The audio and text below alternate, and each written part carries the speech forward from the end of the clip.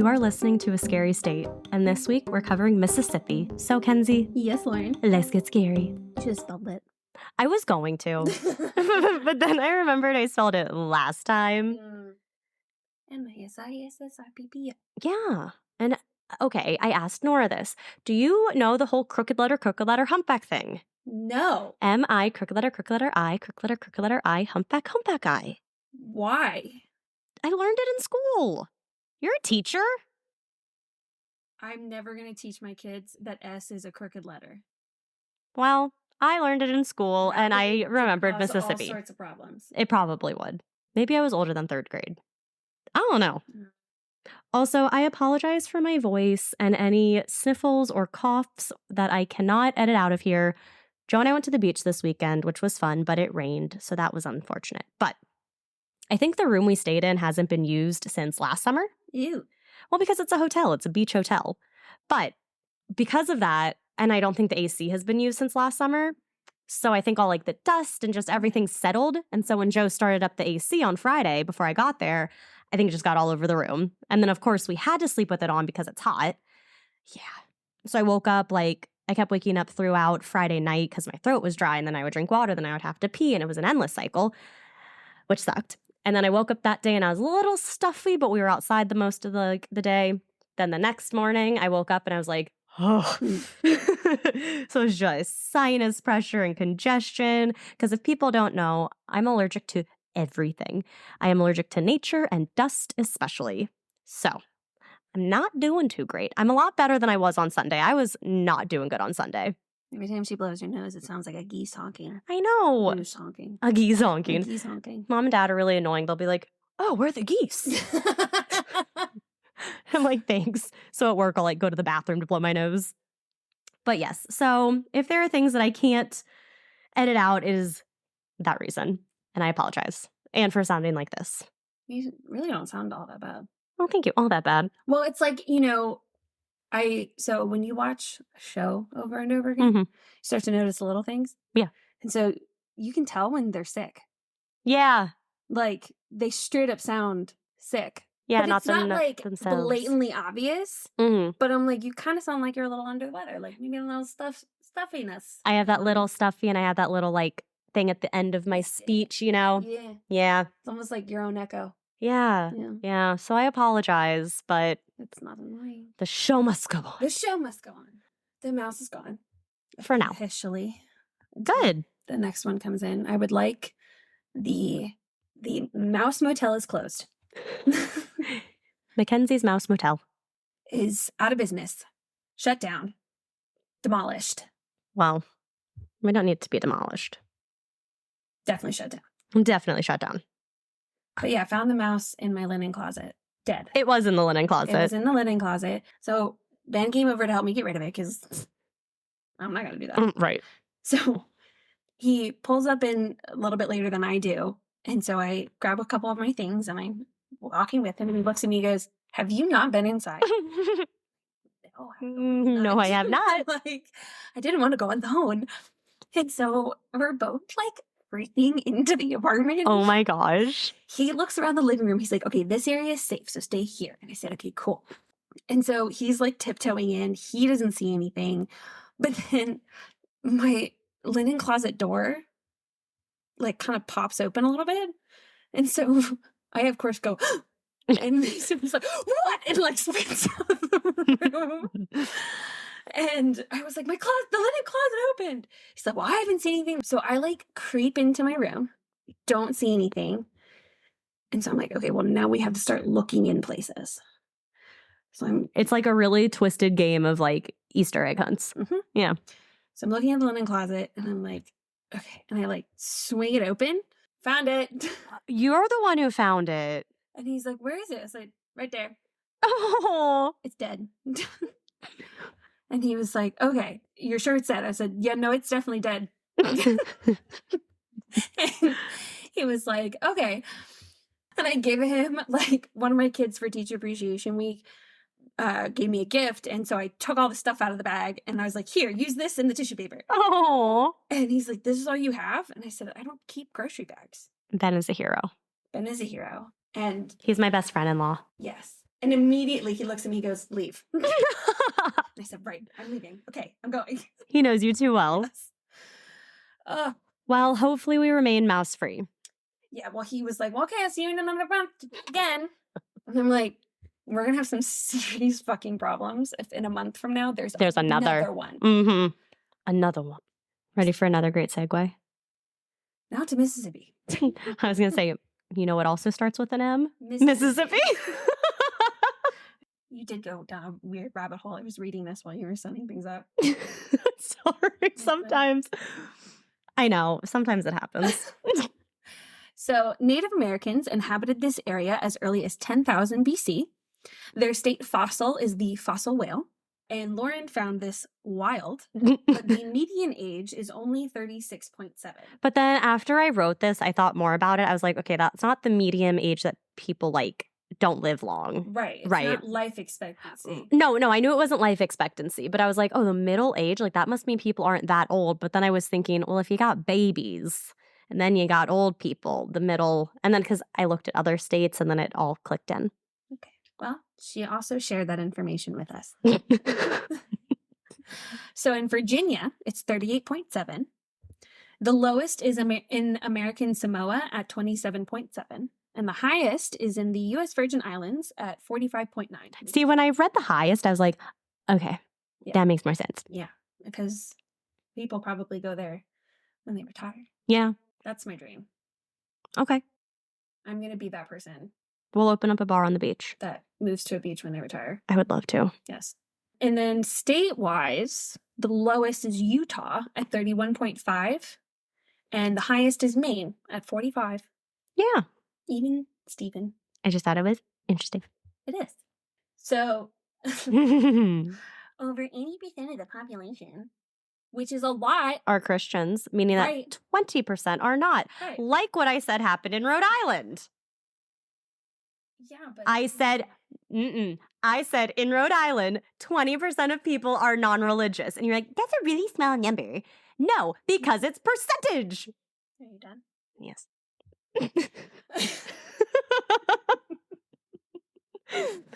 Interesting, but not surprising. Politically, people tend to vote along racial lines. I know. To be shocked. Another pretends to be shocked.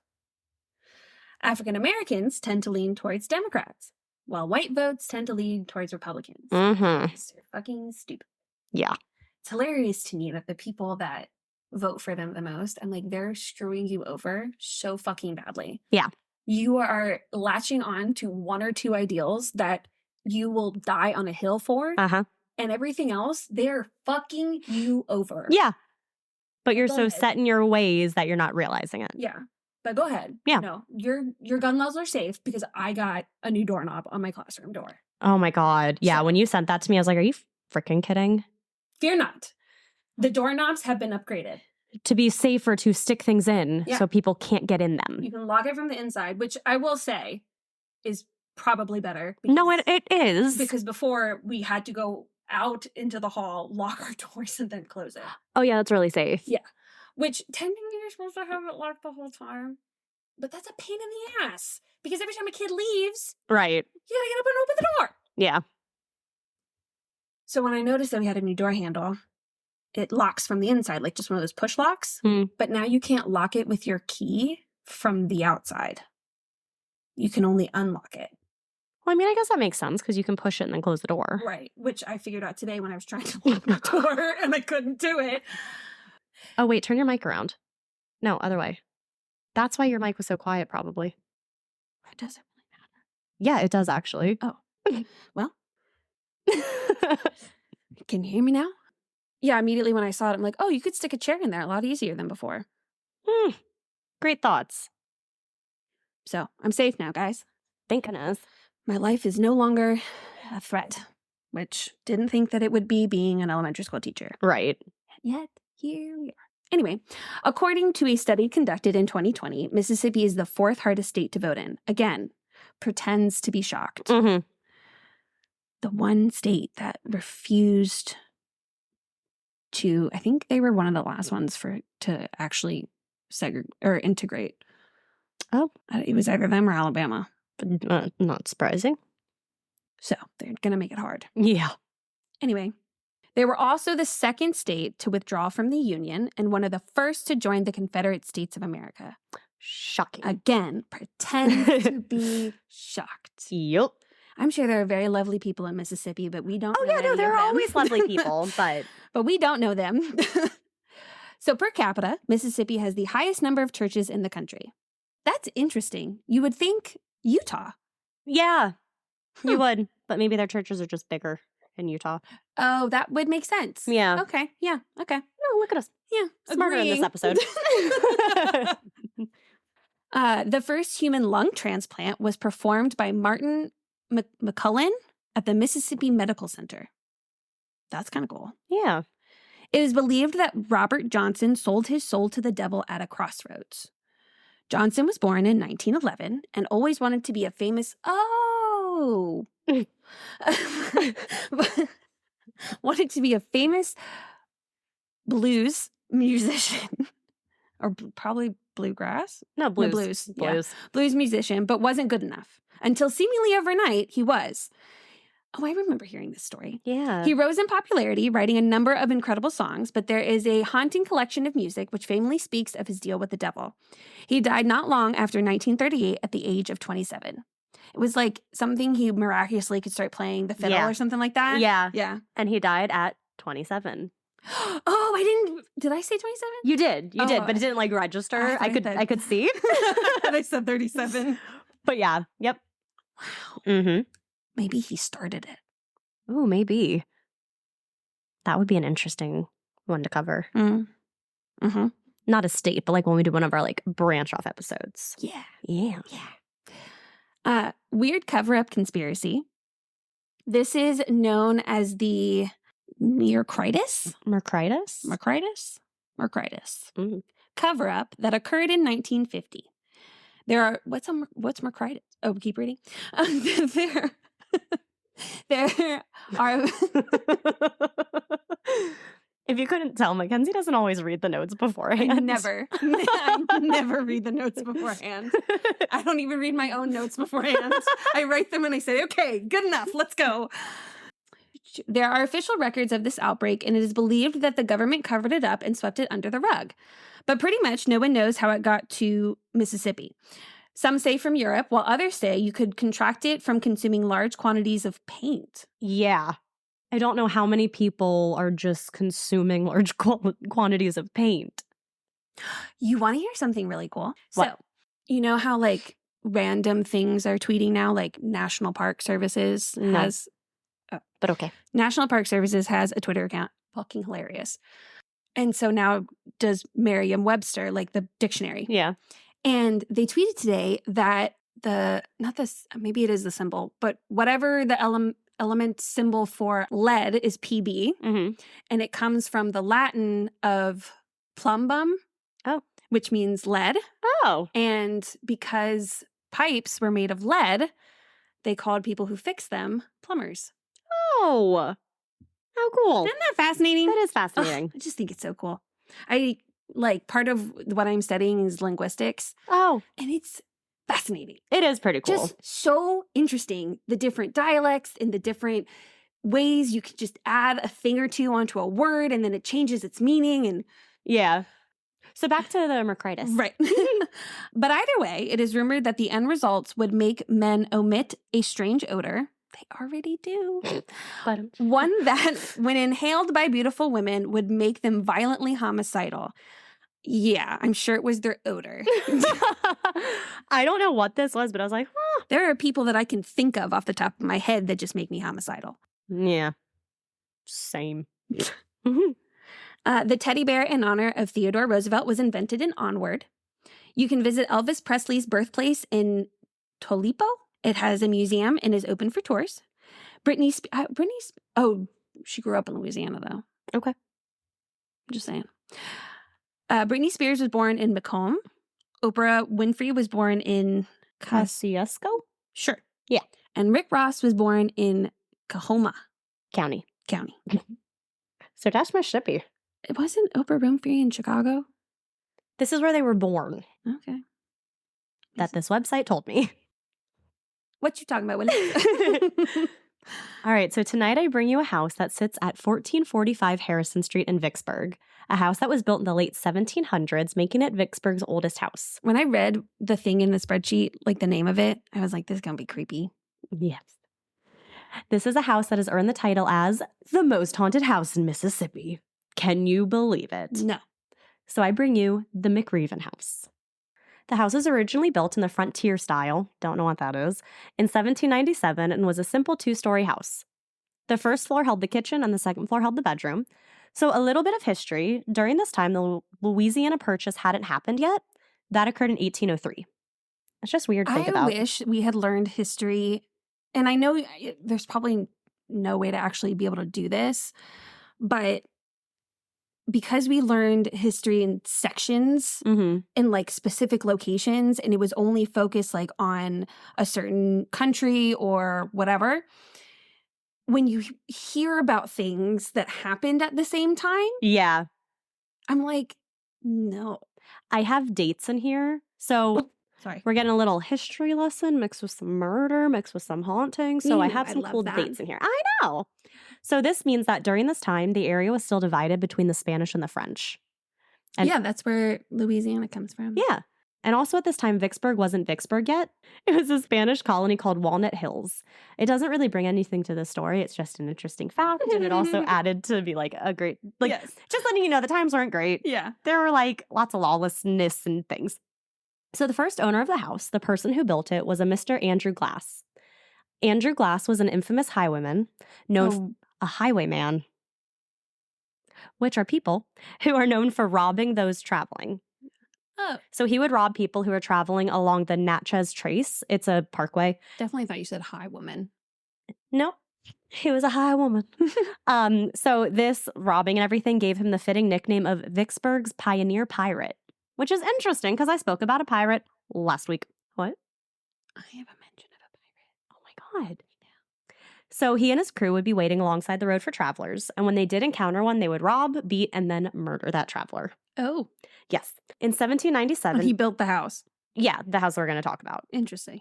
So in 1797, in an effort to placate? I don't know. I think it's placate him. Spanish authorities offered him a plot of land if he would stop his terrible ways. Oh, that's kind of like, what's his name? Yeah, Blackbeard. So this is the plot of land where he built his house. Mm-hmm. He even married a woman named Mary in a way to look more respectable, to look like he really was changing his ways. But through and through, he wasn't a good guy. And during his whole relationship with Mary, he was abusive and adulterous. He also wasn't ready to change his bad ways, but now he had property. So he had a perfect piece of property that would act as a safe house and meeting place for he and his terrifying crew after they would rob and murder a traveler. So it was like their hideaway place. At one time, apparently, already bad vibes. Right. Not a great place. Bad vibes. So at one point, apparently, he used this house as an away station for travelers. Well, masqueraded as an away station. So weary travelers would willingly come here looking for rest, and Glass would be able to continue on with his robbing and murdering. And because this was such a simple house, the only way to get to the second floor was via a ladder, as there were no stairs. So over time, I guess he started to get a little paranoid because he never left the ladder out. He would climb up, then pull it up with him, or he would hide it when he was away. He was scared that other criminals or the law would come for him, so he felt safest hiding away up on the second floor. I mean, yeah. Not wrong. You're on the first floor, you see a hole, you're like, oh, that's weird, but you might not think there's people up there. So there is a legend that surrounds his death, though. So one night, he returns home after being shot during a robbery gone wrong. He and his crew had messed with the wrong traveler, one who had come armed. The traveler shot Glass in the stomach. So one version says that he climbed up to the second floor, pulled up the ladder, then had his wife finish him off, meaning kill him, so that he wouldn't be captured, then hung. But another version, the one I heard more... Finished off... Like, kill him. The guy. Yeah, like Glass asked his wife to kill him. Okay. So that he wouldn't be hung. Okay. Yes. Got it. But another version, the one that I think is a little bit more true, because I heard it in more places, says the same thing about him being shot. He pulls himself up and makes it to his bed, bleeding pretty badly, so soon enough he passes out. His wife comes over to him and sees the terrible shape that her husband is in. And she was revengeful at this point. She was jealous of his adultering ways. She was over the abuse that he had subjected her to. So taking the opportunity that was handed to her, Mary took a knife, slit Glass's throat, letting him die right there. Good for her. Yeah. But either way, Glass became the first person to die in the house. So a little more on Mary's story. She told his gang about his death, and she even paid them to take him away and hide the body, which they did. She got off without getting into any trouble and continued to live in the house for a bit, until she herself got in trouble and actually was sent to jail after killing another woman in a fit of rage. Solid. So then, Maybe she walked by a man who had a bad odor and it turned her murderous. murderous. That's the only thing that makes sense. So then in 1836, the house fell into the possession of Vicksburg's first sheriff, 28-year-old Stephen Howard, and his, wait for it, 12-year-old wife, Mary Elizabeth. Okay, so I read this in one of the articles, and I had to read it a couple times because I was like, there's no way they're saying that she's 12. But sadly, I trust the source where I got the information. It was from McRavenHouse.com, so their official website. Yeah. So I was like, damn. But another website from people who went on the tour of the house said that she was 15. Disgusting. So not much better, but 3 years better, but still not much better. I get uncomfortable when my kids try to make jokes. I know. They think I don't get, and I'm like, I'm gonna throw up on you. Yeah.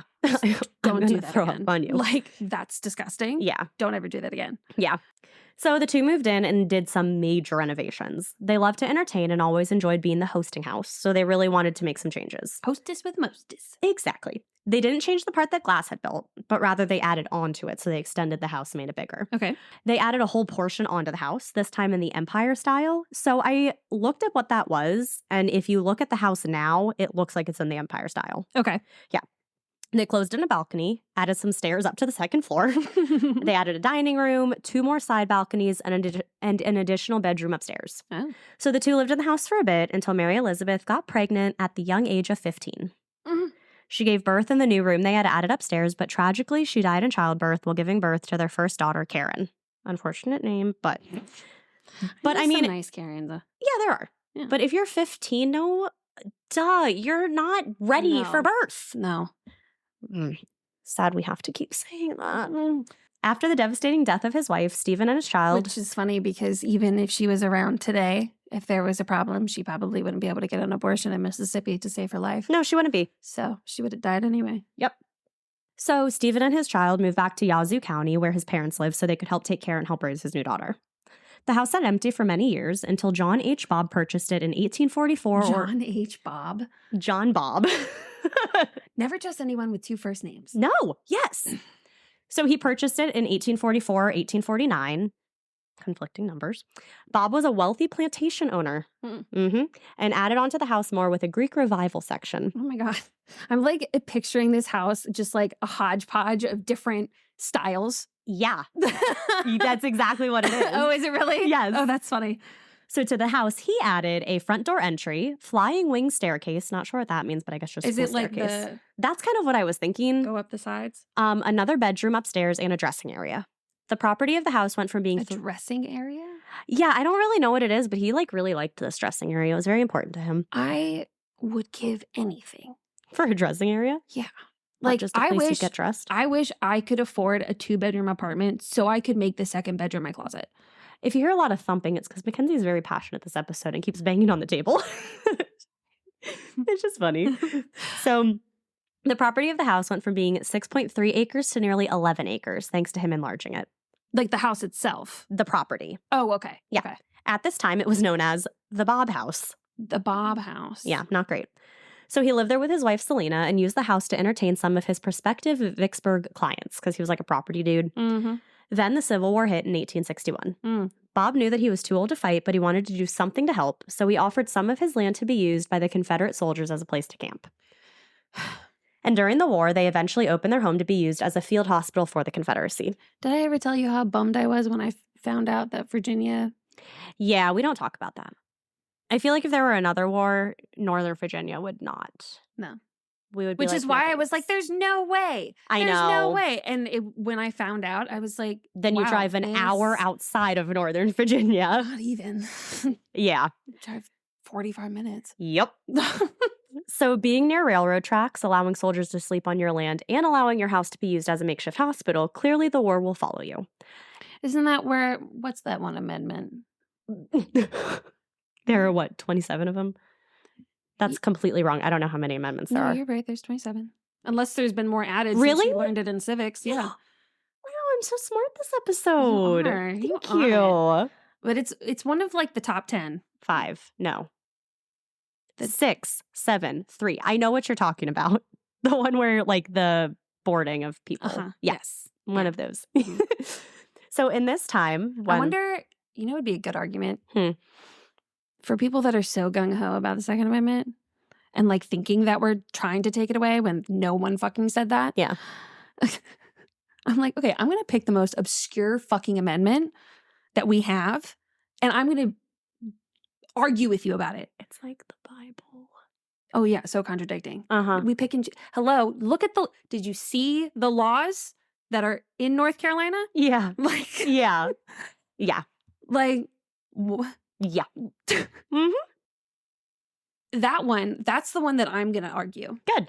Soldiers, come on in. Right. Anytime.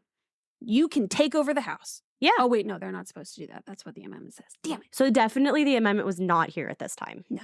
Yeah. Because I'm going to find one that's just stupid. I'll get into why it was not here at this time. Go ahead. So at this time, the house was hit by cannons on more than one occasion, which left holes in the walls and the roof. Yeah, that might do some damage. One cannonball actually got stuck in the wall of the foyer, or the foyer if you're fancy, and the Bobs kept it there for years as a conversational piece. Yeah, I know. I mean, they like to entertain. Okay. Random question. Cannonballs. Yeah. They don't explode. No, I don't think so. I think it's just cause damage? That's what I think. Because I often wonder the same thing as well. Because I just don't get the purpose of them. Oh, other people have asked this question. A cannonball is different from a shell in that a cannonball is a solid projectile. Oh. It will only explode if it hits something solid enough to cause it to fragment. Yeah. Okay. So, during this time, there's a siege known as the Siege of Vicksburg, and it went on for 40 days, and the Bobs were there through all of it. And this was a tough time. The town of Vicksburg was pretty much closed off to the outside, like any outside help during this time, like blocked off from the rest of the world because of the siege. So a lot of people were getting sick and dying. No contact, right? Like, couldn't talk to anybody? Blocked off? Completely secluded? Yeah, like blocked off, kept away from the world. Couldn't talk to anyone? So a lot of people were getting sick and dying because they weren't able to get help because they were blocked off, But those who were dying had to be buried somewhere. And the only places couldn't were... leave. Right, because they're blocked off. They're blocked off. So the only places were around Vicksburg and around the property of McRaven. Also, weird and not always safe operations also took place here during the war. On the property, bullets with bite marks... They were secluded. Yeah. So on the property, this is actually kind of cool. Bullets with bite marks had been found. So during this time, when operations would happen, they didn't have any of that like stuff to numb it. They had no Novocaine anesthesia. Oh, you mean surgical operations? Oh, yeah, like surgical operations because they're acting as like a hospital too. I was thinking like military combative operation. No, like surgery things. Okay, that makes a lot more sense. So the person who was being operated on, because they didn't have any numbing stuff, would be given a bullet to bite down on when the pain got to be too much. Oh, shit. Which is how you get the term bite the bullet. Isn't that cool? That is so cool. I thought so too. Wow. Yeah. So the Bobs made it through the Civil War and the siege of Vicksburg, but their troubles didn't end there. According to legend, one night, May 18th, 1864, Bob caught some Union soldiers messing with his crops. The soldiers were bored and drunk and had gone into Bob's rose garden, destroying his roses. He was rightfully enraged, and in his fit, he threw a brick at one of them. Damn. The brick hit a sergeant right in the head, actually knocking him unconscious. The soldiers, yeah, I could imagine. The soldiers were furious and vowed to return to burn the house down and to kill John. Okay, that's a bit much. But eventually they did leave. Kind of worried, he went to the district union headquarters, because the union's in here at this point. So he went to the district union headquarters and told General Henry H. Slocum, the commanding officer, what had happened with some of the soldiers. Slocum assured Bob that he would admonish, quotes, the soldiers, and that he had nothing else to worry about, like everything was fine. Well, as John was returning home that night, just outside of his house, a mob of 15 soldiers grabbed him and dragged him to Stout's Bayou, which is not even 100 yards from his front door. There, they made him kneel down, about to shoot him, but Bob tried to escape. His attempt was useless. As he tried to run away, the soldiers shot him in the back, but when they got close to him, they shot him in the chest. He made it to his wife, where he died in her arms. Wow. So, shocking plot twist, these soldiers were actually given permission from someone higher up to take out Bob. Permission from one General Slocum. Uh-huh. Liar! Yeah. So now Bob is the third resident of McRaven to die in the house. Even after his death, the soldiers and forces wouldn't let Selena, his wife, leave. They wanted her to remain there so that they could use her house to rent it out to others, which is why we didn't have that amendment at this point. Yes. Wow. It all comes full circle. It really does. Look at history. Knowing she was outnumbered, she held her tongue and let the soldiers run out portions of her property. She was known as being a true, quote, steel magnolia for allowing this. What is that? I don't know. Okay, cool. Yeah. No, I don't know. She then started to focus on helping others and had her cook make biscuits that she would give to the neighborhood children who weren't getting much to eat due to the war, which finally ended in 1865. In 1869, she was finally able to sell the house to a real estate agent and move to New Orleans, never to return to McRaven or Mississippi again. Okay, so while Selena was still living in the house after John's death, the Union had come down and turned the house into their headquarters, like I said. A colonel named J.H. Wilson was living at McRaven at the time. Wilson was close friends with a man named Captain James McPherson. Well, one night, McPherson went missing, like completely just disappeared. But not long after, the ghost of McPherson showed up to Wilson. The ghost told Wilson that he had been attending a bonfire in town on the night he went missing, and that he had been murdered by a citizen of Vicksburg. His body was then dumped into the Mississippi River. This became the first ghost sighting / report at McRaven. Why do you have the eyes? They're in Mississippi. The Mississippi River has to be close. Thank you. You're welcome. My immediate thought when someone says like, oh, he never showed up, but then I was visited by his ghost and he told me someone killed him. I'm immediately like, you did. There was a story, though, of this one lady. I can't remember her name, but she was murdered. And then she started sending messages to her friend in her dreams. And then that friend actually, the ghost, told her all of these details. And she was able to connect all the details to show that the lady's husband had killed her. Like, she was like, check his jewelry, check this. And he had all of it. And he was actually convicted. That's kind of cool. It's one of the first cases of like a ghost or like a person solving their own murder. Yeah. It's kind of cool. Yeah, it is actually kind of cool. Okay. So I just don't believe it coming from a man. So in 1882 or 1886, the house was then purchased by a man named Mr. William Murray and his wife Ellen Flynn. Murray had been a Union soldier, but he had been wounded in the Battle of Shiloh, which caused him to have to use a cane. He had previously worked as an inventor and machinist when he met Ellen Flynn, who was part of a prominent family, so this marriage helped to move up to that prominent family status as well. The two had 9 children. 9 children together. You know what I was thinking about today? What? How much I fucking hate kids. Mackenzie yesterday sends me this TikTok, and it was like of this really cute thing where this best friend gets pregnant, and she like tells her best friend, and then a week later, that best friend gets pregnant. And so they both had their kids on the same day, and then their kids grew up together. And Mackenzie was like, wouldn't this be so cute? And I was like, it would be. And she goes, yeah, but I don't want kids. Yeah, too bad it's never gonna happen. Like, bitch. Dude, I'm telling you, 8-year-olds are so annoying. No, they are. The singings of the same songs over and over. It's the same line. It's like instead of having it just be unfortunately stuck in their head, they're singing it out loud. Well, yeah. 1, 2, buckle my shoe. 3, 4, shut the door. And then Oh, that's that's it. the They new start all song. over again. Ice Nine Kills has that in one of their songs, but they make it a creepy version in The American Nightmare, and I love it. Okay, that's the more fun version. Well, yeah, but it happens once. Yeah, no, Not yeah, it does. So, sadly, 2 of their sons died while young. It was believed to be due to yellow fever. They continued to raise their 4 daughters. Did you read that book? No. Okay. What, yellow fever? Fever in 1763 or 1863 or whatever Definitely it was. not. Nope. Okay. They continued to raise their 4 daughters and 3 remaining sons in the house. And this was the only family to actually raise children in the house. But at this point, it was a 3-bedroom house, but still 9 people, 3 bedrooms. Yeah. This home, McRaven, was truly this family's forever home, with many of the family members dying within the home. Okay. William died in 1911, Ellen in 1921, daughter Ida in 1946, one of the sons in 1950. I don't know which other ones died, but 2 of their daughters, Annie and Ella, were never married and soon became known around Vicksburg as the Spinster Sisters. Actually, when they were younger, they too had caught yellow fever, but they had both recovered. But soon enough, they were the only 2 left in the house. So here's a gross little fact. When their brother passed, they removed a door from the kitchen, put his body on it, then placed it on the dining room table. His body decomposed, before they could bury it. So it is said that some of his fluids soaked into the door that was then put back up where it had belonged, the door that led into the kitchen. And then I wrote in my notes, ew. The two sisters remained pretty reclusive at this point, rarely leaving the house. They actually moved their beds from upstairs and brought them into the living room downstairs so that they would never have to go upstairs again. During the time that they were living here, they lived without running water and without electricity. Okay. Except for a phone. They would order groceries and other things over the phone so that they would never have to leave. Okay. Ella died in 1960, which prompted Annie to finally put the house up for sale as is. And Annie finally moved out, moving into a nursing home.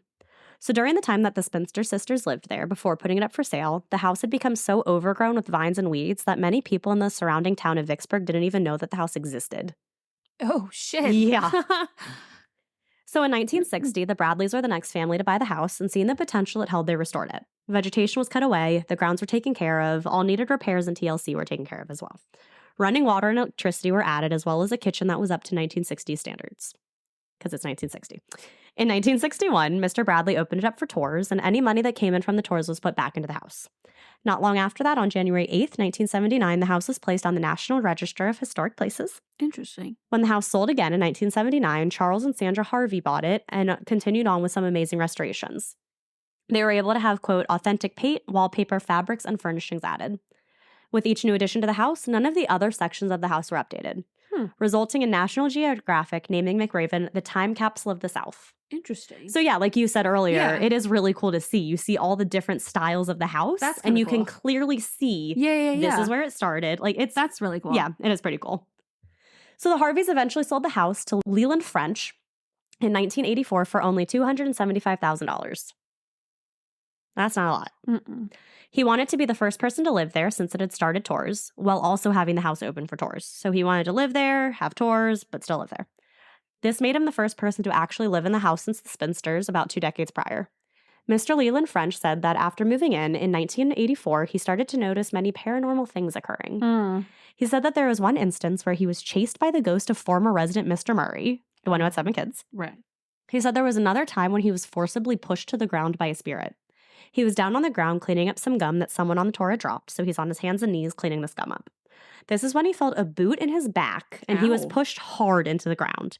He fell face first and broke his glasses, which cut him so badly that he ended up needing stitches. Damn. It is believed that Mr. Glass was responsible for both of those physical hauntings. So Mr. Glass, the bad guy from the beginning. Yeah.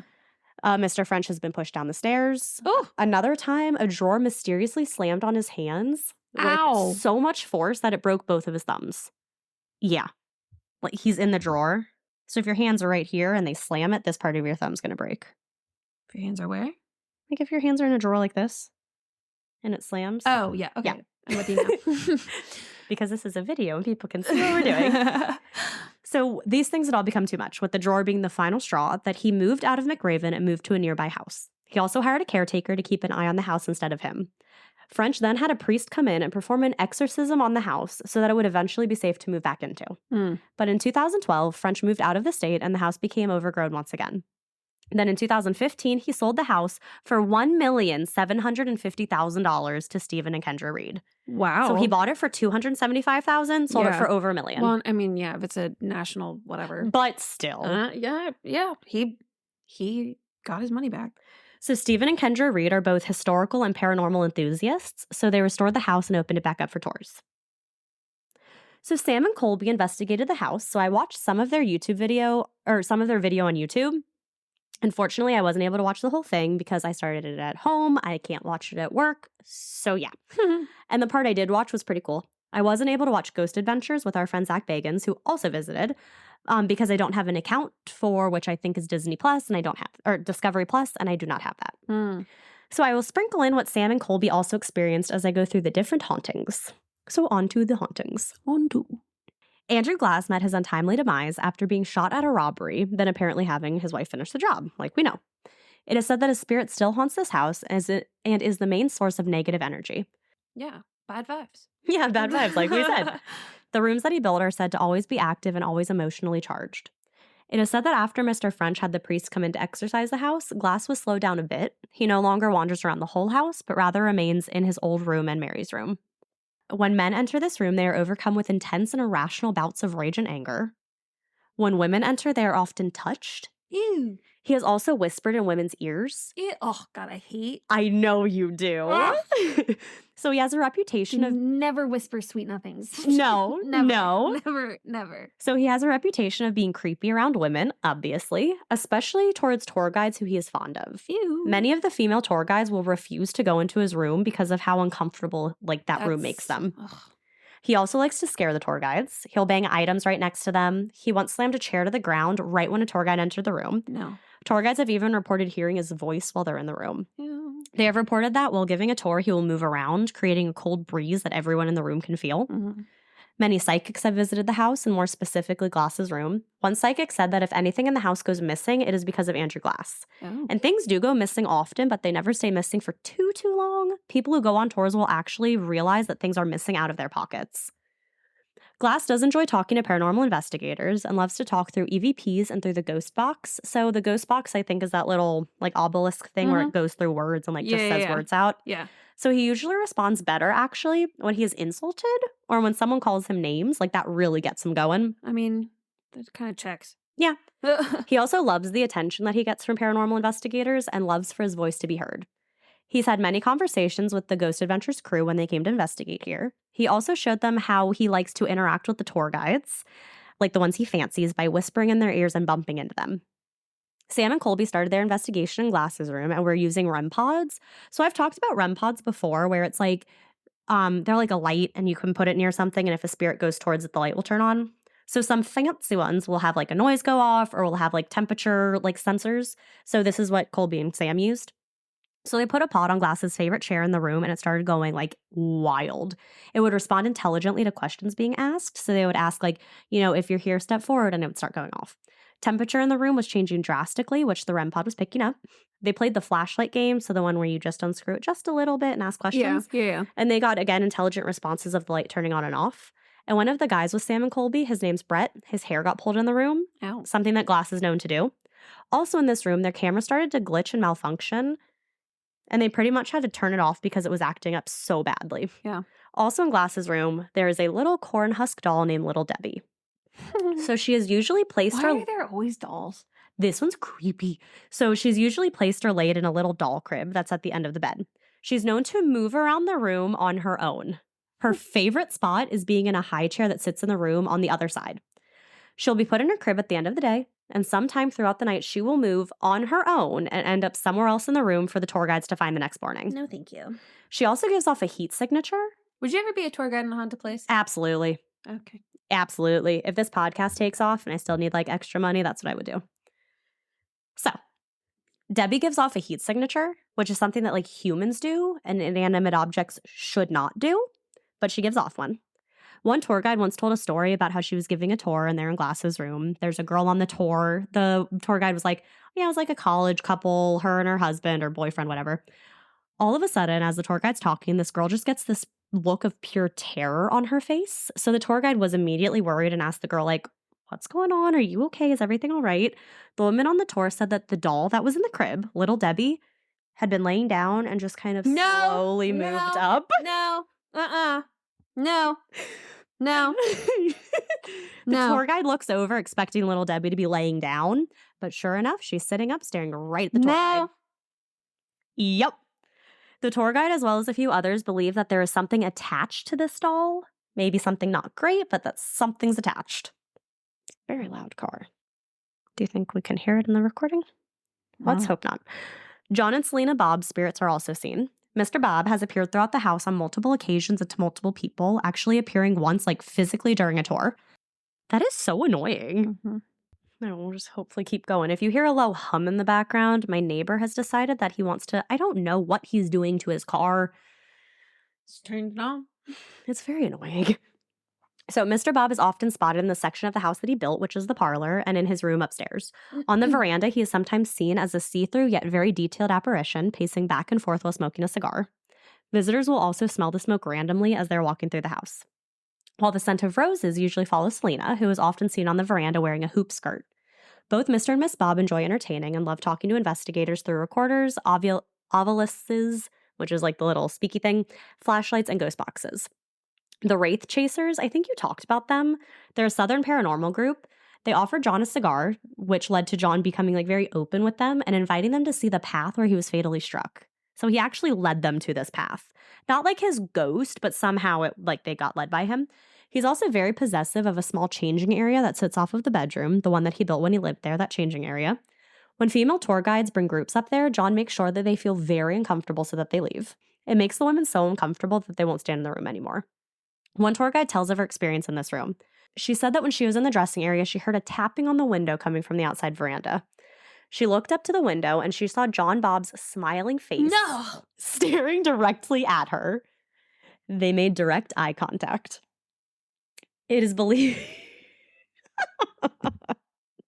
I knew this was going to be scary. Thank God it's still daytime. And it's earlier than we usually record, and it gets late darker. Yes. It gets dark later. So it is believed that Mr. Bob is stuck here reliving his last day over and over, going through the motions and steps that led to his death, which could be why he was able to show the investigators to his death area. So remember the room that Howard had added? The room where Mary Elizabeth died after childbirth? Mm-hmm. Well, that room is said to be one of the most haunted in the entire house, with Mary being the most active spirit. Do you think that all these spirits that are in there, like when no one's around, do you think they like hang out? I would hope so, because if you're all here for eternity, you might as well be best friends. Like if they're cognizant of the fact that there are others there. There are others there. I don't know. And if there's like multiple spirits that end up being said to be, I don't know. I would hope so. I gotta wonder if they... I feel like the afterlife could be really boring without friends. Yeah. But so Mary likes to let people know that she's still there. She likes to still be part of all the activity and commotion that goes on in the house. She's usually seen in her room, on the stairs, or in the dining room. She is known as being a positive and playful presence, especially with women, children, and expected mothers. She will sometimes lightly and gently pat the tummies of pregnant women. No. That's kind of cute. It is said that young visitors, like children, have said that this nice woman has offered to babysit them while their parents are on the tour. No. trying to lead them away from the tour by telling them that it's playtime. But it's not in like an evil, malicious way, but rather in like a she loves kids and wants to spend time with them way. It's believed that she really loves the... This all sounds like a terrible idea. It is believed that she really loves the restorations that took place, and she loves her room now, as many of her items are on display all around the room. She has even been known to try to wave tour groups into her room when they're about to go into Andrew Glass's instead. So she's like, come on into this room. She's known to move furniture around. A tour guide told a story of how he was downstairs with a group when they were all starting to hear what sounded like furniture being dragged around upstairs. The tour guide ran upstairs to Mary's room and saw that one piece of furniture had been moved closer to the door, almost like it was trying to block the door, but there were no people, obviously, in this room. Visitors who have been in her room say that the lights like to turn on and off by themselves. She has been known to open cabinet drawers in front of visitors. Sometimes the bed will show an impression, as if someone is laying or sitting on it. The room at one time had also had the shawl that Mary Elizabeth wore during her wedding on display. People who had held the shawl said that they felt it being pulled out of their hands by an unseen presence. It is also believed that she is forever stuck here looking for her baby or waiting for her husband to return with her baby. So Sam and Colby came to this room. As they walked into the room, they were talking, and you can see a cabinet in the background. The doors on the cabinet opened. They did get it on camera, and it's actually really wild because if they didn't do this and this wasn't planned, then catching that's really, really cool. Also, while they were in Mary's room, they, like hearing about her everything, Brett's phone fell out of his pocket. He said he wasn't touching it and like it had been pulled. So this could have been Mary because she likes to target non-believers, makes them believe. Oh, is he a non-believer? Yeah. Well, was. Was. The Murray family is also seen around the house. Mr. and Miss Murray are seen in the house, staying here because their 2 sons, 1 grown son, and 2 daughters are also here as well. Mr. Murray is seen on the staircase in the Grecian part of the house, always with a stern face. He's often heard walking around with his cane as he moves around the part of the 2nd floor that's above the parlor. Miss Murray is often seen with her husband and her kids and is frequently spotted out on the veranda. She's believed to spend time in the dining room and the parlor talking to her daughters, Anna and Ellie, and her older son. She is also believed to be watching over the 2 sons that she lost from yellow fever when they were really young. These 2 boys have been given names by the staff. I could only find that one was named Eric. They did not list the other one's name. One of the more Murray boys seen has red hair. He seems to be the more playful one. And the other little boy spirit is said to be the more curious one and likes to watch visitors as they walk around the house. It's creepy. It is. They're very playful and they like to hide while peeking out at people. They also like to touch people on their backs. They love to play with and rearrange toys that have been left for them. The 2 young Murray boys are often seen around the house trying to play with other young kids who come visit. Who in their right mind brings a child to this place? I don't know. What children want to go? So the thing with the toy, I don't know if I've told it on here before, but one of the investigations we did, there was apparently a little girl spirit in one of the rooms we were investigating in. And we got like high EMF readings in the house. We brought a toy, like a ball. And we were like, here's a ball you can play with if you want it. So we like put it in the room. We're all just chatting and it's just girls in the room because we thought like the boys scared her. And so at one point we're like not really getting much. We're like kind of hearing things here or there. And I was like, if you don't want us in this room, make the ball move. And I like kind of did a little wobble. And I was like, well, that could be the wind. I said, if you don't want us here, you need to shake the ball. I am not kidding. That ball started shaking. I said, okay, bye. And I booked it out of the room. It's like, if you don't want me in this room and you are telling me I'm not going to be in this room. What? I just don't understand. Yeah, it was scary. So yeah, the boys like to play like with kids who come to the house, like you said, why? But so one boy was on a tour with his mother who like kept running around the house. When his mom finally caught him, got him under control, he said that the little red-haired boy wanted to play chase with him. I would leave the kid. I would fucking leave the kid there. You are for the ghosts. Like, bye. No one else on the tour saw this little red-haired boy. Only this little kid. Yep, you're staying. This is your house now. Bye, don't find me. No. Annie and Ella also really enjoy the restored home and will often be heard playing the piano and doing the things they enjoyed doing when they were younger. So remember how Leland French hired a caretaker to keep an eye on the house? Yeah. Yes. Well, that man's name is Leonard Fuller, and he had some stories. One story he had was while he was working as the caretaker for the house, he was also acting as his mother's caretaker because she was sick. Okay. She was living at his house, which was just close by. Okay. So during the day, he would take care of the house, and at night, he would take care of her. So understandably, he's very tired. During one day of tours, he was... Guy. What? Mommy. Did you say sleepy guy? Oh. So during one of the tours, how they would do it was one person would kind of sit by the door while the other would tour, and then they would switch. Okay. So it was his turn to sit by the door and just like, keep attention of the door. Well, he's tired and he fell asleep, sitting up. Suddenly, an unseen force knocked him off the chair and he fell to the floor. He thought it was the other tour guide, so he jumped up, sprinted up the stairs to try to catch her, only to see that she was in the middle of a tour explaining something. So not her. This is when Leonard figured it had to have been either Annie or Ella who woke him up, reminding him that he should be working, not sleeping. Interesting. Yeah. It is also believed that many of the roaming spirits are those of fallen Civil War soldiers. There's a mass grave in the backyard for all of the Confederate soldiers who didn't make it after being fatally injured. There's a memorial marker for those who died in 1863 during the siege of Vicksburg. Sam and Colby came to McRaven to do an investigation, and while they were walking around getting their initial tour, the tour guide told them that around this mass grave area, random bones will pop out of the ground from time to time. No. Why is anyone still going here? Like, no. This is because so many people were buried under the ground in this area that the ground had become sort of spongy, making it much softer, leading to bones being pushed out of the ground. Also on the property, they found bones that had been clearly sawed in half, meaning that like amputations had occurred. Well, yeah, it was that. But through the bone. It is believed that one soldier is connected to the stretcher that is on display in the house. He has been seen standing on the landing between Glass's room and Mary's room. Another soldier is seen hanging out in the kitchen, while others are seen walking around the property or sauntering into the parlor. If a visitor tries to take a photo of the grassy area, probably where the soldiers had once camped, their cameras will shut off. The spirit of a teenage girl is also seen, most commonly on one of the staircases as well as in one of the bedrooms upstairs. But supernatural encounters have continued since the house is open to giving tours, obviously. There's a spirit in the dining room area who hates when people curse or argue. Oh, couldn't go there. No, you could not. That's the two things I love to do the most. Argue and curse. As you can tell with this podcast. Right. So tour guides have talked about them like swearing or getting into small arguments with each other, and they'll hear a huge bang coming from the dining room. So they'll walk in to see what's going on, and they'll see a candle has been thrown off the shelf, or this painting has been thrown off the shelf, and each time they'll pick it up, everything will be fine until an argument starts again. Doors slam, lights flicker on and off. In the middle of the night, alarm clocks will randomly go off. One time, dominoes were left stacked when the building was closed, and the next morning they were scattered all around. So many different items from the different residents are still available to be seen in the house. Like the stretcher I said when the house was used as a hospital, Mary Elizabeth's trunk, gloves, shawl, and other personal items from the Murrays.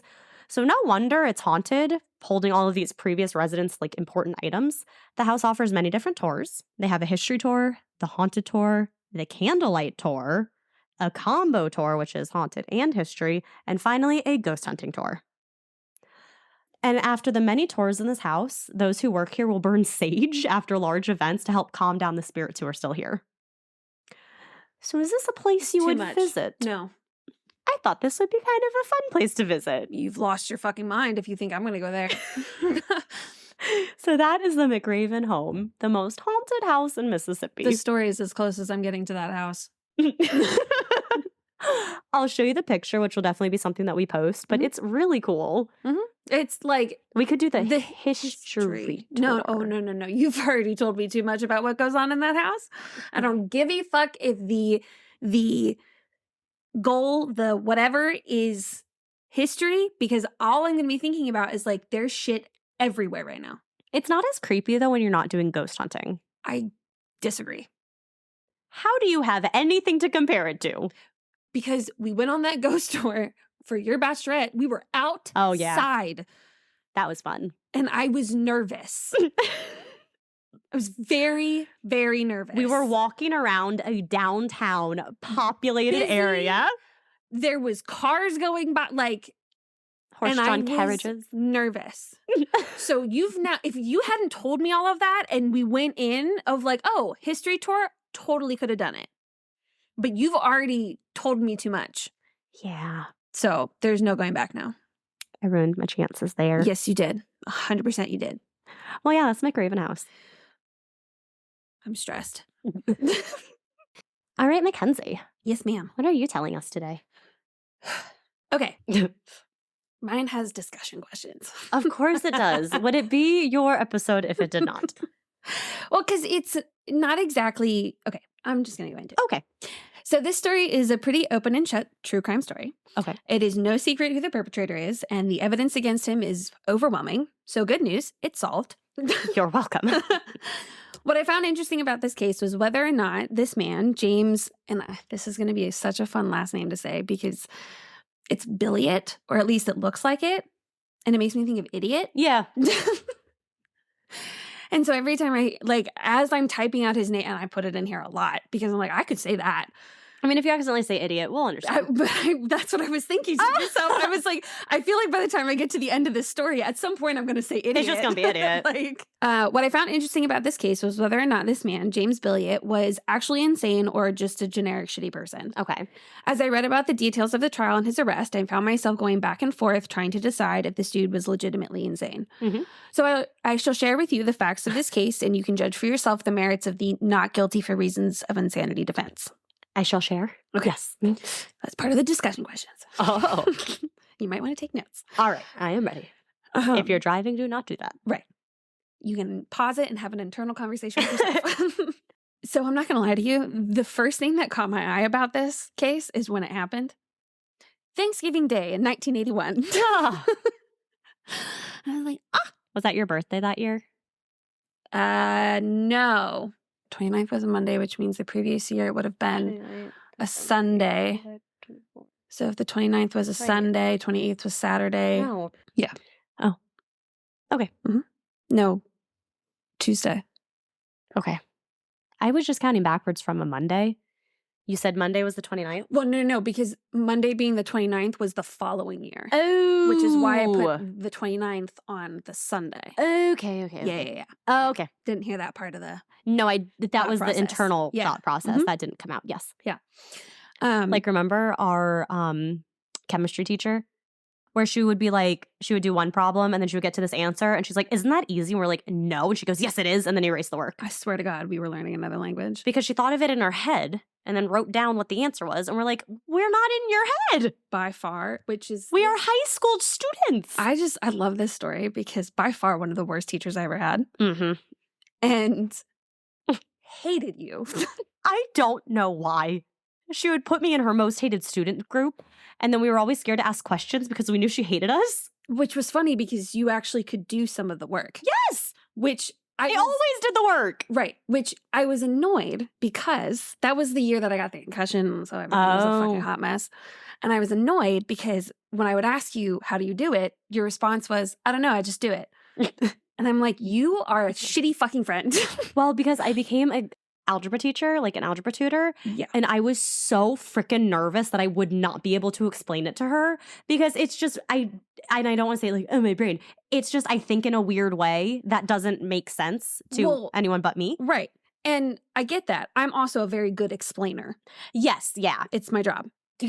But I've gotten better at that now. Right. Especially being a tutor, I had to teach. Yeah. You did good. I was also concerned for you when you did that. Oh, yeah, I was too. Because I was like, I remember your responses to me. Yes. Yeah. She passed. Good. Yes. That's great. Yes. I think I passed chemistry. You did. Because she loved me. Yeah, she did. I was never there because I was always out for some disease, whatever the fuck was going on at the time. Yeah. I could not follow anything. No. I was already bad enough trying to learn it and not being able to follow it in general, like when I did semi-get things. But then because everything was half explained. Yeah, she once lost, there was like a 5-page paper we had to turn in. She lost page 4. How the hell do you lose page 4? She's like, you didn't send me page 4. We're like, remember when she would sneak her little snacks? And then I got in trouble for drinking water and she would eat snacks at her desk. Yes. I always had water with me. Yeah. I just remember the one day I turned around to drink water and you're like, oh my God, Lauren, she's looking at you.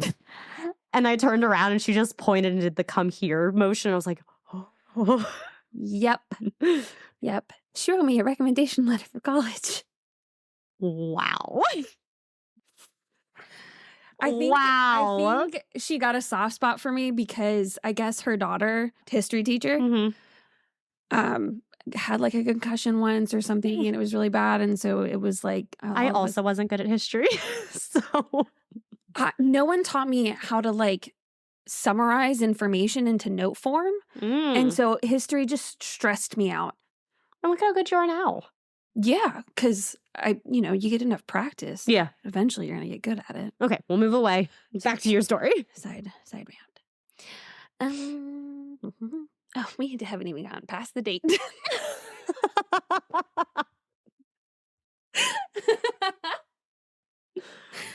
Shit. Okay. All right. Thanksgiving Day in Oh wait, no, we did get past that part. No, we didn't get past that part. Okay, start. Okay. Thanksgiving Day in 1981, Stephen Kroll, 13, had stayed the night at a friend's house the day before and was heading home when he saw his family's car quickly driving past and his stepbrother Jimmy in the front seat. Mr. Hebler, the father of Stephen's friend George, immediately sensed that something was wrong. He knew that Audrey Kroll, Stephen and Jimmy's mom, would never have let Jimmy drive the car. Mr. Hebler decided to pull over and give the Krolls a call to see if they were home. When he didn't get an answer, he called his wife to see if the Krolls had already arrived at their house for Thanksgiving dinner. Mrs. Hebler told her husband that the Krolls had not arrived, and Mr. Hebler became increasingly worried. When they arrived at the house, Stephen was the first to go inside. He immediately ran out screaming from the house to a neighbor's when he discovered his father's brutally murdered body by the kitchen. Damn. Yeah. When I read that part about like he was the first one in, I was like, damn, that's traumatizing. Yeah. How old was he? 13. 13? 12 or 13, yeah. Lawrence Lee, a neighbor of the Krolls, later testified that Stephen came running down the road and told him, quote, "Little Jimmy has shot my father." Mr. Lee went to the Kroll house and would later tell the court, quote, "I saw my next-door neighbor lying in a pool of blood with his head bashed in." Oh my God. Lee was also found with the body of Audrey Kroll.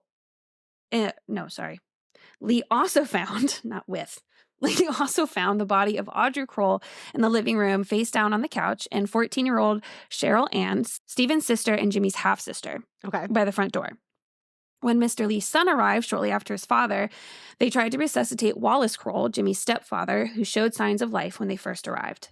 The younger Lee would later say the attempt was, quote, "wasn't any use, I guess. He was slaughtered was all it was."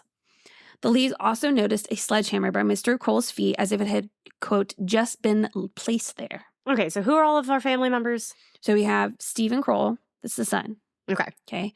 Then you have his half-brother, Jimmy. Mm-hmm. Billiot.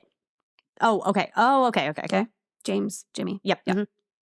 Then you have the neighbor. Mm-hmm. But he's Hebel. No, that's okay. You're right. Oh my God, there's so many people. Yeah. And I was confused too. Okay. So you have Stephen, the son. Then you have Jimmy, his brother. Mhm. Dad, mom, sister, dead. Okay. He was with his friends. Like he was at his friend's house, and the dad of that friend was driving him home. Okay. His family also had plans to go back to that same friend's house and have Thanksgiving dinner. Okay. Lee is a neighbor. Okay. So and that's what was confusing, is because I was like, wait, you were with an adult and then you ran. Right. Right. And so I got confused too when I first read Okay. it and had to, yes, but that's all the players right now. This is why we need like our red tape and our little like Yeah. figurines. Okay. Or red string, not Yes. tape. Once police arrived, they immediately began going door to door trying to get information about the whereabouts of Jimmy Billiot. They knew who they were looking for, but not where to look for him. Police discovered that Billiot had family in Louisiana. He and his family were originally from New Orleans and had been living in Mississippi for the last 8 years. Oh. Police reached out to family members and notified New Orleans police. It only took a couple of days to find James Billiot walking along a street in New Orleans towards his mother's stolen car. When the police asked for his name, he told them he was Romeo Machiavelli. And for those of you that don't remember world history, the correct answer would have been Niccolo Machiavelli. I knew that name sounded familiar.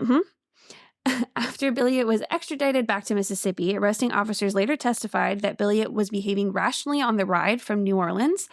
Billiot also told Mississippi police that his name was Romeo Machiavelli, but that they could call him Al.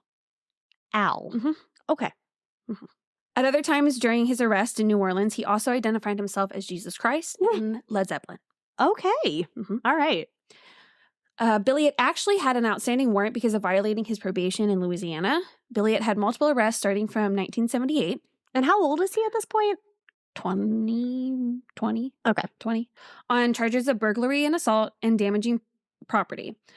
But as we know, he was extradited back to Mississippi to stand trial for murdering his stepfather, mother, and half-sister. Mhm.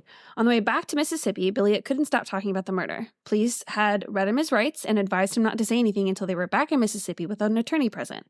But Billiot wasn't going to be silenced, and he told police how he had hitchhiked from New Orleans to the Kroll house and that he had been present when the family was killed.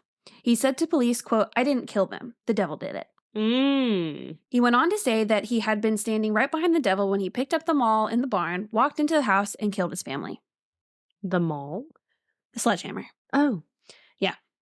He also told them that the devil stole $60 from Mr. Kroll's wallet and the car keys from Mrs. Kroll's purse. Mm-hmm. He told police that the devil drove back to New Orleans. Wow. So, devil is not heading to Georgia. I was waiting for something. I bet you have it in your notes. This is a good one. No, I didn't. I just came up with that. Oh. And the only reason I thought of it was because of the fact you put in earlier. Oh, the deal with the devil? Yeah, because I immediately started thinking of that song. Oh, yeah. So it was a team effort. We're good at that. Yeah. I'll credit you with the assist. Thank you. So Billy was being charged with the 3 murders and an additional robbery charge, which made it capital murder because an additional crime had taken place during the murders. Oh. If convicted, Billiot would be sentenced to death by gas chamber. Oh. Prior to the trial starting, Billiot's attorneys made a request that the trial be moved to another county because of all the because of all the publicity. There you go. Thank you. Corroborated publicity. Oh my God, there's this show that I started watching on Hulu, and it's like the cheesiest fucking crime show in the entire. Like the acting is like, oh my God. We could do better. Oh yeah. And it's just like the narration is very dramatic. Yeah. They say that word a lot. Corroborate? Yeah. And last night when it was playing and I heard it, I was like, oh, I gotta get it. I gotta get the recording. And then of course Hulu crapped out and I couldn't rewind. As it does. What the fuck? It never wants you to know that word But or they do the word. say like more than I've ever heard this word said in my entire life. They're probably, those are some out of the blue sirens. Yeah, right? But yeah, they're probably like, oh, corroborate makes it sound like a true crime thing. Like, let's just say this word a lot. They say it a lot. I'm like, how do you say it just so fluidly? Cooperate. Corroborate. There's no W in it. I can't do Cooperative. I don't know what else to do with my mouth, okay? Like, it doesn't want to do that. That's what she said. and for a psych evaluation saying that his client wasn't mentally competent at the time of the murders. Billiot had been in and out of a couple psychiatric hospitals over the last few years, but all of those were drug-related issues. One report I read said his mother had him committed when she awoke to find him standing at the foot of her bed with a large knife in his hand. Oh. 3 experts testified during the pretrial hearing to determine if Billiot was competent to stand trial. I keep hesitating after I say his name because I think I'm saying Billy. Yeah. So. Billy it. Yeah. The idiot. And so I hesitate oh, did I say it right? Oh, yeah. So you'll tell me if I say it wrong. I will. Okay. If I remember. It's fine. I get really into your stories. Sometimes I don't realize things. Really? Yeah. Oh, okay. Dr. A.G. Anderson, former director of forensic psychiatry at the Hospital of Whitfield, where Billiot had previously been a patient, said that the majority of the staff at the hospital believed Billiot was, quote, responsible for his actions at the time of the crime. Okay. Dr. William G. Johnson, a consulting clinical psychologist at Whitfield, said the tests showed that he had an IQ of 91, which is in average range for people's Billiot's age. Right. Billiot's score on the Georgia court test, don't know what that is, put him within the competency range. The what competency? Just competency range. Oh, okay. Yeah, that he's competent. Right, okay. Dr. Henry Maggio and Dr. Leonard Ball had examined Billiot on January 8th and found that he was sane on the day of the killing. Dr. Maggio also said he found no evidence of psychosis and diagnosed Billiot as having antisocial personality disorder and suffering from drug abuse. He said that people with This isn't funny, but the thought that I had after when I wrote this is funny. Okay. He said people with antisocial personality disorder usually call attention to themselves. They do not learn from their past experiences and blame someone else for their actions. And I was like, oh my God, children do that. Thankfully, they usually grow out of it. It's like, oh my God. So when I say they're driving me insane, it's not far-fetched. You're perfectly correct. They are little psychopaths. In earlier court testimonies, Billiot had claimed to be Jesus, Machiavelli, and Attila the Hun. Full list of all the historical figures he claimed to be later on in the story. Oh, good. Judge J. Griffin ruled that James Billiot was mentally competent to stand trial, and the trial would begin on November 29th. That's where. Okay, yeah. Yeah. Mm-hmm. During the trial, the jury, which consisted of 11 men and 1 woman, oh, God, heard the testimonies of multiple witnesses. What was interesting to me, and I could not find the answer as to why things were done this way, but this trial was only for the murder of his stepfather, Wallace Kroll. The trials for his mother and sister would be held later. Probably because they don't want to put all their eggs in one basket.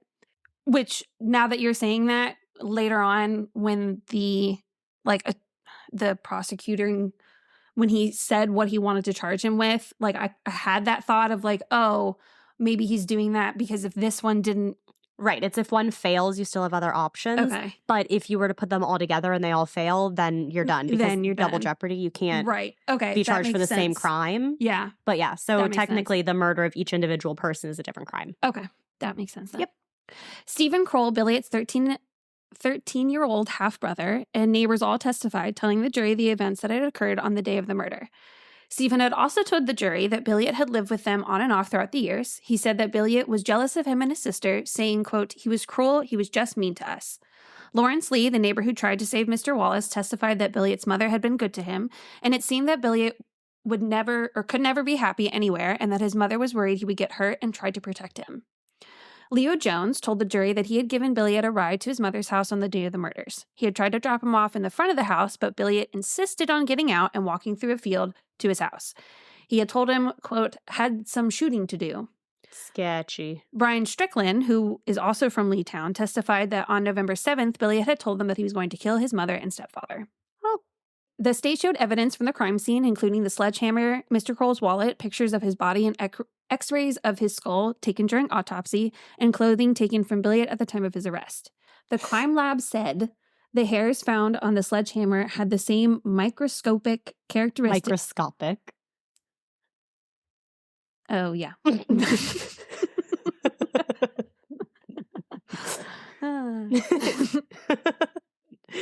So confident, too. Microscopic. You always tell me to say it with confidence. Glad you're taking my words. Microscopic. Yeah. characteristic as Mr. Cole's hair and human blood had been found on the hammer, Billiot's socks, and a cuff of a shirt. Billiot's shirt. That would make sense, yes. Yeah. The defense was sticking to their insanity case, calling witnesses to the stand that knew Billiot before the murders and a number of psychiatrists. They said that Billiot was a paranoid schizophrenic characterized by religious delusions and hallucinations. Billiot had first told police that the devil had killed his family, but then he Right. later told psychiatrists that he had killed his family to break the curse that they had put on him through Satan. That who would put on him? His family Oh, okay. put on him Through Satan. through Satan. Okay. Dr. Maggio, one of the doctors who assessed Billiot for his pretrial hearing, said, quote, he knows he's not insane, and he knows we know he is not insane. When the defense cross-examined Dr. Johnson, he said that Billiot, quote, is in a totally different world, and that society's rules don't mean a thing to him. That's scary. Dr. Leonard Ball, another psychiatrist in Gulfport, which maybe was the place that he was in jail. Okay. I don't know. But he was also one of the people that evaluated him when he first got arrested. Okay. Testified that Billiot had told him in 1979 that he, quote, might hurt someone if he wasn't put away. Oh. He went on to say, quote, he claimed to be an agent of the devil. He still had the same fixed delusions and bizarre religious delusions. Before and after the killings, he also concluded, quote, I think he knew the killing was wrong, but he felt like he was on some kind of religious mission. Helen Stevenson, who was Billiot's aunt, testified that Billiot had been physically abused as a child by both his mother and stepfather, and that his mother was the one who introduced him to drugs. She said that his mother also had a drug problem and a mental health illness. She told the jury that she loved her nephew but believed he was sick, saying, quote, I was told if the jury finds him insane, they will still want him dead, and I don't want him dead. Oh. The arresting officer testified, telling the jury about what Billiot had said to them on the way back from Mississippi. Billiot's attorney asked the officer, quote, he talked kind of crazy, didn't he? To which the officer responded, no, sir, he was talking rationally to me. In their rebuttal, the state called 2 of the 3 sons of Wallace Kroll from a previous marriage. Oh, okay. So his stepbrothers. Mm-hmm. They had grown up with Billiot and said their father nor his mother were ever abusive to Billiot, and if anything, Billiot got preferential treatment. Michael Kroll, 30, who's now 30, said that he and his brothers had to work to have a car when they were teenagers, but that their father bought a car especially for Billiot. Oh, see, that's annoying. Donald Kroll, who's 28, said that Billiot was spoiled growing up and didn't get a job or work, even though Donald had found him a job at a restaurant in the French Quarter. The 2 men also said that their stepmother had never been a drug abuser. The defense still held onto their case of insanity. They told the jury in their closing statements that Billiot had come from a broken home and that should be a mitigating factor in this case. He said, quote, an eye for an eye is not the way that life goes. He also asked the jury to consider Billiot's mental health history. Try as they might, the jury didn't buy it and found James Billiot guilty of capital murder and sentenced him to death. His execution date was set for January 15th, 1983. Billiot showed no emotion as the verdict was announced. Billiot began asking questions, asking the presiding Judge Griffin when and where his appeal would be and who the prosecuting attorney would be. Apparently, in death penalty cases, it automatically goes through the appeal process. Oh. Judge Griffin told Billiot that he didn't anticipate ordering a new trial, to which Billiot responded, quote, that's okay. I'd rather go to the Supreme Court. Oh. Billiot asked if he could speak to the press, which the judge denied 2 times. He told Billiot that he could say whatever he wanted in court and hope that the press would pick it up. Billiot was saying he wanted new lawyers because he didn't feel like his truth was told. He also wanted to get in touch with religious groups, particularly Jewish groups, who might help him with his case. Why? I'm assuming he went with the Jew route because of his religious delusions about the devil. Do you think he went that route because he was going to be going to the gas chamber? And I truly say that in like a real way. Do you think he's trying to like play off sympathy for that? I didn't think about that. I don't know. That's an interesting thought.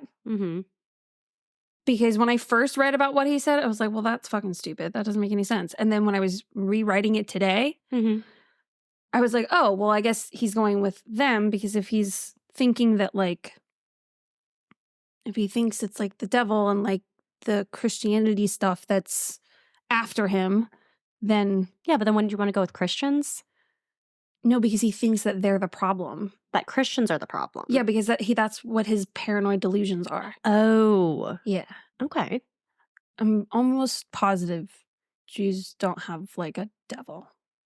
Yeah. Yeah. Okay. So, but that's what he said. I don't know why. I Okay. think both are actually pretty good ideas because I didn't think about that. Mm-hmm. Maybe. There's no way to know. I feel like that would be really thoughtful. Yeah. Well, yeah. You know? Yeah. He told the court, I'm in very need of help. I have a case, figure the prosecuting attorney thinks I'm a pretty bad man. I have a case to prove I'm not. As for the trial of the murder of his mother and half-sister, the district attorney planned to charge him with capital murder in both cases and would seek the death penalty in both cases. One report I read said when it was describing the questions that Billiot was asking the judge in regards to his appeal and the other two charges and how that would affect his appeals and the death penalty. I don't remember the exact wording of the questions, but at one point the article quoted the judge saying, I'm not trying to make a joke of this, but you can only be executed one time. Which just made me think that the questions are really fucking stupid. Oh, probably. So, before I tell you the ending, what are your thoughts so far? Do you think it was a fair trial? Should he be deemed incompetent to stand trial in case of insanity? Or do you think the verdict was the right one? Okay. I think it was a fair trial. Okay. I think he was trying to appear to be incompetent. Like, I think he was trying to appear to be insane and to try to get that granted instead. Right. Because I don't know if it would be in this trial because you said someone said it, but sometimes if you are deemed insane, you go to a mental hospital instead of death penalty. Yes. So I feel like that's what he's trying to do. Yes. That was definitely a priority for this one. So that is my thoughts on this. I think he's competent enough. I think he knows what he was doing, but I think maybe at the time, what was the time? This was 80s, early 80s. Oh, so there was like satanic panic was like a big thing during this time. Yeah. Yeah. So I feel like he was just kind of rolling on with that and being like, oh, it was the devil who made me do it. And I mean, it never goes into why he did it. Like what, like if it was, not even like a heated conversation. Yeah. So it's hard to tell. It's the way that it's told is it sounds like it was deliberate. Yeah. Because he had that guy drop him off at the house. Well, in the field by the house. Right. Like not directly in front of it. Mm-hmm. He fled. Right. And so it sounds like, okay, no, he showed up on purpose, which if you're putting that much thought into it, then... Premeditated. Right. Which is why I was like, okay, yeah, no, But then he was saying all that stuff, and it was like... What stuff? Like all the devil stuff? Yeah. And normally I feel like when we're reading about people who do the insanity plea, before, when we're hearing about them as a person... It's like normal, and then crazy. Mm-hmm. He was never normal. Yeah. But also there's the part where you said he was talking to the officer when he was arrested and he was speaking completely fine and very coherent and very aware of what was going on. And like, it's just, it feels like a switch flipped where he was completely normal for everything. And then he's like, okay, people are going to start evaluating me. Yeah, I have these delusions. Yeah. And, it's just weird because he was in the hospital a few times, but it was drug related. Right. Because that's what my thinking was. I was like, okay, well, if he's obviously been committed a couple times, that's got to mean something. But then when I read more reports and it was like, no, none of it was for anything violent. Mental related. Right. It was always some sort of drug related issue. Mm-hmm. And so it's like, okay, well, then that has nothing to do with this. Right. And then, the kid saying that he was mean. Mm-hmm. And so when he had that first diagnosis of like the antisocial personality thing. Which is not a great one. I'm like, I could definitely see that. Yeah. But then he still also had other psychiatrists saying that he was a paranoid schizophrenic. Okay. That's why I kept teeter-tottering. Yeah. Yeah. I felt like, but then what I feel like really killed it for me was when the aunt was saying all these things about the family that just was blatantly not true. Right. And so I was like, okay, you probably could have had me until you did that. Mm-hmm. And now I really think you're just making everything up. Yeah. So after many appeals, his execution date was set for May 7th, 1986. He received a stay of execution 2 days before he was meant to be sent to the gas chamber. What's a stay of execution? You don't get killed. Oh, so it's just like prolongs it? Yeah, it's Oh. like paused. Oh, okay. In 1987, the Mississippi Supreme Court ruled that he must have another chance to prove he's insane before his execution. Under state law, a person who becomes legally insane after his conviction but before his execution cannot be put to death because he does not understand, quote, what he was tried for, the purpose of his punishment, and the impending fate which awaits him. Right. See, that's what I'm saying. Evidence was introduced at the trial about Billiot's previous visits to the state hospital after his mother had complained about several instances when she had awoke to find him standing at the foot of the bed with a large knife in his hand. I only read that in one newspaper, that he was committed for that reason. Oh, interesting. All the other ones said it was just drug-related. Like, they didn't elaborate on it. The recordings from his pretrial hearings were also included, with Billiot saying, quote, "In the 2nd century, I was Caesar. I burned Rome. In the 4th century, I was Attila the Hun." The article from The Sun said he claimed to be the following historical figures. Oh, gosh. Okay. Let's hear them. Jesus Christ. Oh, everyone is, yes. Machiavelli. Napoleon Bonaparte. Robin Hood. Leif Erikson. Oh. We had a couple fictional ones in here. When I hear Leif Erikson, I think of SpongeBob. Me too. Where he goes, hinga-dinga-durgan. Leif Erikson Day. Happy Leif Erikson Day. Romeo, Blackbeard the Pirate. Oh, Blackbeard. Billy the Kid, Jack the Ripper, Al Capone, and Adolf Hitler. Were any of these people alive at the same time? Maybe like Blackbeard and Jack the Ripper. Curious. Because Blackbeard was in the 17/1800s. And I think Jack the Ripper was in the 1800s. 1800s, yeah. Huh, okay. I don't know about Billy the Kid.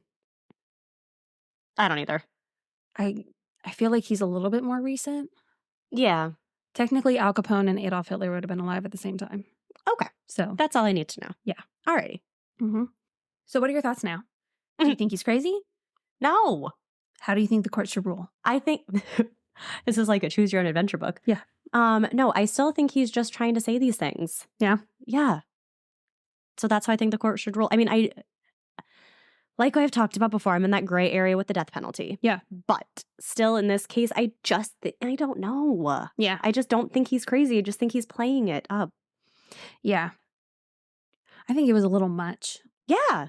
I think he probably wouldn't have played it up so much if it was just murder. Right. And they could have easily have just put him away for life. Yeah. And the way they kept talking about him as this, like, insanely dangerous person. Right.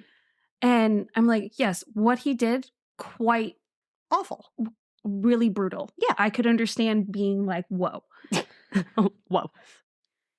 But I just didn't get where that was coming from. There wasn't any other information about something that happened while he was in jail waiting for trial, you know, or anything. It definitely sounded like he might have a temper. Yeah, yeah. You know, I don't know. So, back and forth, I'm telling you. Yeah. It's hard for me to make up my mind. I think he is. I also just think he's stupid. Yeah. Like, there's a part of me that just thinks he's dumb. But I guess he had an average IQ. Slightly below average, but average-ish. Yeah. Well, Billiot stayed on death row and became one of the longest inmates to be on death row. Damn. Reaching 20 plus years by 2009. In early November of 2009, a federal judge said that Billiot, quote, was too delusional to be executed. The judge suspended Billiot's death and gave the authorities 60 days to move him from death row to Mississippi State Hospital at Whitfield, or he would be released. Oh. I thought that was a bit much. Yeah. I was like, because, and I definitely agreed with like the attorney general and like the prosecutor. They were like, even if you think he's crazy, he still was convicted of these murders. He still murdered people. Right. So even if you're not giving him the death penalty, you still shouldn't release him. Yeah. Yeah, exactly. So of course, there was opposition to the ruling. I wonder why. Yeah. From the Attorney General, Jim Hood, who said that Whitfield wasn't equipped to handle a high security risk prisoner. Whitfield agreed with Hood, but Billiot's lawyers said that Whitfield had housed and treated mentally disabled felons since the 1950s and that at one point, Billiot had stayed there for a brief time. U.S. District Judge Tom Lee said, quote, given his delusional state, the court is convinced that Billiot would go to the execution chamber believing that he would not die and therefore cannot prepare himself in any spiritual sense for death. Okay. The judge did not overturn the death sentence, but said that Billiot could still be executed if the treatment helps him regain competency. Okay. Many mental health professionals had a lot of issues with this. Had words, yes. Because it felt a win against their ethic. They feel a win against their ethic. Fuck you. It was one of those things where the sentence was just a train wreck and you just kept trying to save it. It wasn't working. Okay. Went against their ethic. Thank you. Many mental health professionals had issues with this ruling because they felt it went against their ethics to essentially make Billiot, see, I knew it was going to happen. It was going to happen. Make Billiot mentally fit for execution. Yeah, I guess I can see why Like, that's an issue. Right? Like, they were like, we're trying to make him better so that he can go die. So he can die. Right. Yeah. At that one, I was like, okay, yeah, this, again, I feel like. I can see if you try to make him better to then put him in prison. Right. And that's what I'm thinking. I'm like, I feel like there's this really great middle ground that everyone just goes zoom past. Right. Either he's going to die or he's going to be released. Right. Why can't he just go to prison? Why did we go that Why far? isn't that what's happening? Yeah. Right. By April of 2010, Billiot was found incompetent for execution on grounds of insanity. He was granted a permanent stay of execution and would remain incarcerated at Parchman State Prison and receive treatment there. See, there we go. The judge said the stay of execution will stay in place until the state shows that Billiot has regained his competence. Wow. Billiot was only ever tried and sentenced for the murder of his stepfather, Wallace Kroll. Wow. So there you have it. So is he still alive? Mm-hmm. How old is he? At this point, he'd be... If he was in his 20s and the 80s. 60s. Wow. Mm-hmm. Huh. Yep. That's a really stupid ruling. Yes. It goes, this is like all over the place. Like, let's think of the two most extreme things we could do for this man. Let's not do the normal middle ground, but let's just go extreme as we can. Like, everyone just went to the extreme. Right. Like, everything. I was like, wait a minute. You could have done this. Right. The very easy thing. Just right. Well, this one's still really good. Yeah. I had to, beef it up a little bit. It's one of those things where I do want to know, like, why... And that was what I realized was taking me a long time for the research too. Because I always start with Google. Yeah, same. Pull up the things I can there. And then I go to the newspapers. Mm-hmm. I ended up just using the newspapers because they were more, it was just easier to follow. Yes, because they make it so that it's easy to follow. Right. Yeah. But you got to filter through those because sometimes his name would be mentioned on later, but it turned into this whole debate about the ethics, essentially, of death row. Right. And the money that it costs and how long people have been on death row. Right. And that kind of thing. And so that's kind of how his name started getting looped into all these other pieces where it's of like, information. This death row like so-and-so, so-and-so, so-and-so. Right. Well, it was good. I liked our discussion. I liked your pick your own adventure kind of style. Although you didn't really pick because it was going to happen regardless of what you said. Well, yes, but at the moment I felt like I was able to pick. That's all that matters. Yes, exactly. All right, well, thank you for listening, everyone, to Mississippi. Yes. And my quick letter I. Quick letter I. Okay. Humpback I. Mississippi was the only state that I could spell. Aw. Couldn't even, Virginia, fucking forget about it. Virgin. Yeah. It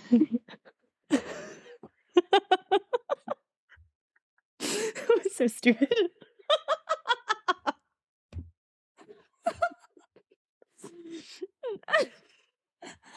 Well, from Virginia. Follow us on all the things. And do all those things. Yes. All right, stay scary. Stay safe.